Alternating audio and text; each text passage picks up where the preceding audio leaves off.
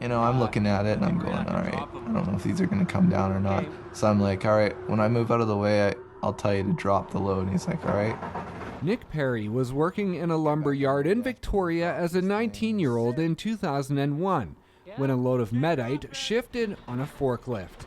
10 sheets slid off and hit him in the back, severing his spinal cord. And then finally, the sheet snapped my back, and I could feel it just go into my back to the point where I couldn't feel my legs. I lost all feeling from my belly button down. My legs slid out from underneath me and I folded it in half until my ears touched my knees. My legs rolled out so I could see the bottoms of my shoes, and the rest of the material cascaded over the top of me. After 13 and a half hours of surgery, 3.5 weeks in Vancouver General, 3.5 months at GF Strong, and a further 6 months of intense physiotherapy, he defied the odds and was able to walk with the help of a walker.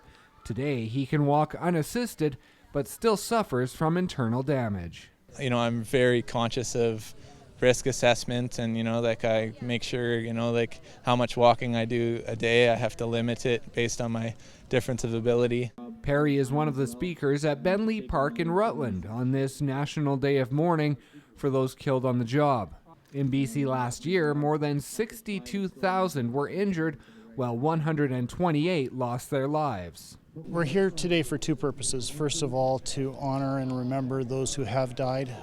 But second of all, it's a great opportunity for us to talk to one another and to recommit ourselves to building healthier and safer workplaces.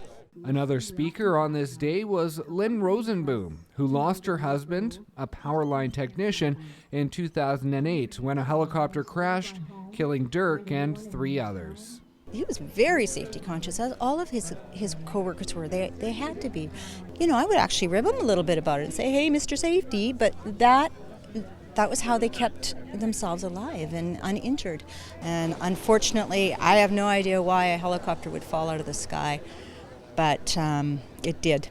The message today is preventing further carnage in the workplace, especially among young males in the manufacturing, construction, primary resource, and transportation industries.